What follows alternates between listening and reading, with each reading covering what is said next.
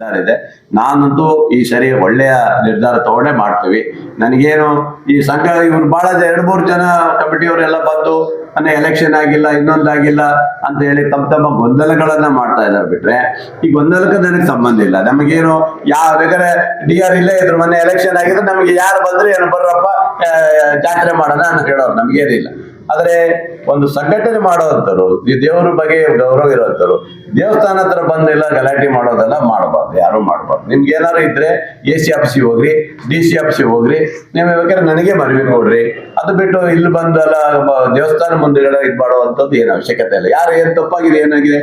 DR ಅವ್ರು ಇಲ್ಲೇ ಇದ್ದಾರೆ, ಅವರೇ ಎಲೆಕ್ಷನ್ ಮಾಡಿದ್ರು, ಕೋರ್ಟಿಗೆ ಹೋಗಿದ್ದಾರೆ, ಕೋರ್ಟಿಂದ ಆದೇಶ ಬಂದಿದೆ. ಈಗ ಕೋರ್ಟ್ ಹೋಗೋದು ಬೇಡ ಅನ್ನಕ್ಕೆ ನಾವ್ಯಾರು ಅಲ್ಲ, ಅವ್ರಿಗೆ ಬಿಟ್ಟಿದ್ದು, ಅದೆಲ್ಲ ನನಗೆ ಸಂಬಂಧ ಇಲ್ಲ. ಹೋಗಿದ್ದಾರೆ, ಅವ್ರು ಸ್ಟೇ ತಂದಿದ್ದಾರೆ, ಸ್ಟೇ ತಂದು ಕೂಡ DR ಅವರು ಎಲೆಕ್ಷನ್ ಪ್ರಕ್ರಿಯೆ ನಿಲ್ಲಿಸಿದ್ರು.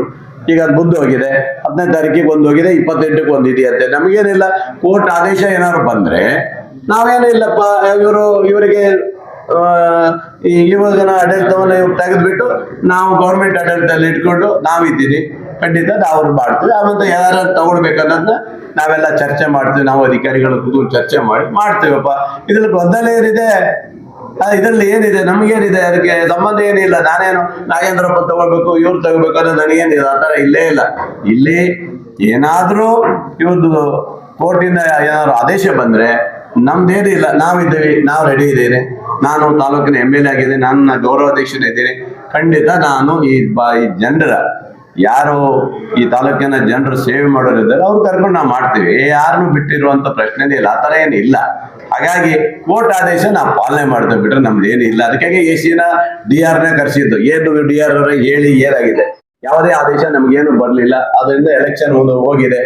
ಏನಾದ್ರೂ ಕೋರ್ಟಿಂದ ಮತ್ತೆ 10ನೇ ತಾರೀಕು ಆದೇಶ ಬಂದ್ರೆ ಏನಾದ್ರು ಇವ್ರು ಬೇಡ ಅಧಿಕಾರಿಗಳನ್ನು ಹಾಕಿ ಅಂತ ಆದ್ರೆ ತಕ್ಷಣ ನಾವು AC ಅವರ ನೇತೃತ್ವದಲ್ಲಿ ಯಾವುದಾದ್ರು ಒಂದು ತಂಡನ ಹಾಕ್ತೀವಿ ನಾವು.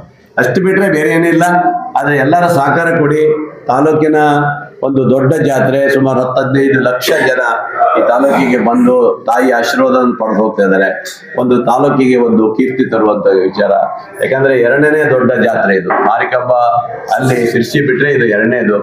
ಗೊತ್ತಲ್ಲ ನಿಮಗೆ, ಈ ಜನಸಂಖ್ಯೆ ದಿನ ಜಾಸ್ತಿ ಆಗ್ತಾ ಇರುತ್ತೆ. ಅದನ್ನ ನಿಭಾಯಿಸುವಂತ ವ್ಯವಸ್ಥೆಯಲ್ಲಿ ನಾವೆಲ್ಲರೂ ಮಾಡಬೇಕು. ಅದಕ್ಕೆ ಸಂಬಂಧಪಟ್ಟಾಗೆ ನಾನು SP ಎಲ್ಲರನ್ನೂ ಕರೆಸ್ತೇನೆ, DC SP ಅವ್ರನ್ನೂ ಕರೆಸಿ ಇಲ್ಲಿ ಏನೇನು ಮುಂದೆ ರಕ್ಷಣೆಗೆ ಏನೇನು ಬೇಕು ಅವೆಲ್ಲ ಫೋರ್ಸ್ ಕೊಡ್ಲಿಕ್ಕೆ ನಾನು ವ್ಯವಸ್ಥೆ ಮಾಡ್ತೇನೆ. ಅದೆಲ್ಲ ಬಿಡುವುದಿಲ್ಲ. ಸಂಬಂಧಪಟ್ಟ ಎಲ್ಲ 9 ದಿವಸನೂ ಸಹ ಎಲ್ಲ ಅಧಿಕಾರಿಗಳು DSP ಒಂದು 3-4 ಜನ DSP ಬಿಡ್ತೀವಿ, ಅವ್ರ ನೇತೃತ್ವ ಇರಬೇಕು. ಆನಂತರ ಅಡಿಷನಲ್ SP ಇರಲೇಬೇಕು, ಇಲ್ಲೇ ಇರಬೇಕು. ಅವ್ರು 9 ದಿವಸನ ಇಲ್ಲೇ ಇರಬೇಕು. ಆಮೇಲೆ SP ಅವರು ವಾರದ ಇದು ಒಂದೊಂದು ದಿವಸ ಬಿಟ್ಟು ಒಂದು ದಿವಸ ಬರಬೇಕು. ಅವರು ಸಹ ಇಲ್ಲಿ ಏನಿದೆ ನೋಡ್ಬೇಕು. ಆ ಥರ ಕೊಡ್ತೀನಿ, ಯಾವುದೇ ಇದು ಮಾಡಿ ಬಿಡುವುದಿಲ್ಲ. ಹಾಗಾಗಿ ಬೇರೆ ಜಾತ್ರೆಯ ಪ್ರಕ್ರಿಯೆ ಹೇಳಿದ್ರೆ ಏನು ಆದ್ಮೇಲೆ ಯಾವ್ಯಾವ್ದು ರೇಟು ಏನೇನು ಆಗ್ಬೇಕು ಅನ್ನೋದು ಏನು ಹೋದ ವರ್ಷ ಏನು ಇಟ್ಟಿದ್ರು ನೋಡೋಣ. ಅದೇ ತರ ಈ ವರ್ಷ ಒಂದು ಸ್ವಲ್ಪ ಜಾಸ್ತಿ ಆಗ್ಬೋದು, 50 ರೂಪಾಯಿ ಇರ್ಬೋದು, ಏನಾದ್ರು ಮಾಡ್ಬೋದು. ಏನೋ ವರ್ಷ 3 ವರ್ಷ ಸ್ವಲ್ಪ ಜಾಸ್ತಿ ಆಗ್ಯಾವಲ್ಲ, ಎಲ್ಲ ರೇಟು ಜಾಸ್ತಿ ಆಗಿರುತ್ತೆ. ಅದಕ್ಕೆ ಮಾಡೋದು ಬಿಟ್ರೆ ಅದನ್ನು ಜಾಸ್ತಿ ಮಾಡ್ಲಿಕ್ಕೆ ಹೋಗೋದಿಲ್ಲ. ಎಷ್ಟಾಗಬೇಕು ಅಷ್ಟೇ ಮಾಡ್ತೀವಿ. ಅದರಿಂದ ನಮ್ಮ ಉದ್ದೇಶ ಕೇವಲ ಜಾತ್ರೆ ಮಾಡಿ ಮುಗಿಸುವಂಥದ್ದಲ್ಲ. ನನ್ನ ಉದ್ದೇಶ ಬೇರೆ ಇದೆ. ನಾನು ಈ ಸರಿ ಅವ್ರಿಗೆ ಹೇಳೇ ಬಿಟ್ಟಿದ್ದೀನಿ, ನಾವು ಈ ಸರಿ ಇಲ್ಲಿ ಒಂದು ಮಾರಿಕಾಂಬ ವ್ಯವಸ್ಥೆ ಇದರಿಂದ ಒಂದು ಒಳ್ಳೆ ಕಲ್ಯಾಣ ಮಂಟಪ ಆಗಬೇಕು. ಸಾರ್ವಜನಿಕರಿಗೆ ಬಡವರಿಗೆ ಕಲ್ಯಾಣ ಮಾಡ್ಲಿಕ್ಕೋಸ್ಕರ ಒಂದು ಕೊಡಬೇಕು. ಒಳ್ಳೆ ಒಂದು ಶಾಲೆ ಆಗಬೇಕು, ಒಂದು ಶಿಕ್ಷಣ ಕೊಡಬೇಕು. ಯಾಕಂದ್ರೆ ತಾಯಿಯ ಒಂದು ಆಶೀರ್ವಾದದಿಂದ ಈ ತಾಲೂಕಿನಲ್ಲಿ ಒಂದು ಶಿಕ್ಷಣ ಸಂಸ್ಥೆ ಆಗಬೇಕು. ಮಾರಿಕಾಂಬ ಸಂಸ್ಥೆಯಿಂದ ಒಂದು ಶಿಕ್ಷಣ ಸಂಸ್ಥೆ ಆಗಬೇಕು. ಸಾರ್ವಜನಿಕರಿಗೆ ಬಡವರಿಗೆ ಅನುಕೂಲ ಆಗೋ ರೀತಿಯಲ್ಲಿ ಅದು ಆಗಬೇಕು. ಇಷ್ಟು ವರ್ಷ ಆಗಲಿಲ್ಲ. ಈ ಸರಿ ನಾನು ಅದು ಪಾಸ್ ಆಗಿದೆ, ನಿಮ್ಮದು ಜಾಗದೆಲ್ಲ ಓಕೆ ಆಗಿದೆ.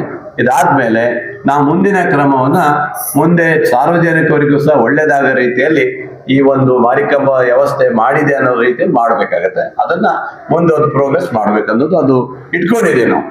ಇದಾಗದೆ ಹೋದ್ರೆ ಕೇವಲ ಜಾತ್ರೆ ಮಾಡೋದು ಒಂದೇ ಅಲ್ಲ, ಸಾರ್ವಜನಿಕರಿಗೆ ಅನುಕೂಲ ಆಗಬೇಕು, ಬಡವರಿಗೆ ಅನುಕೂಲ ಆಗ್ಬೇಕು ಅನ್ನೋ ರೀತಿಯಲ್ಲಿ ನಾವು ಆ ಕೆಲಸ ಮಾಡಬೇಕಾಗಿದೆ. ನನ್ನ ಇಚ್ಛೆ ಪ್ರಕಾರ ಸ್ಕೂಲು ಒಂದು ಕಲ್ಯಾಣ ಮಂಟಪ ಆಗಲೇಬೇಕು.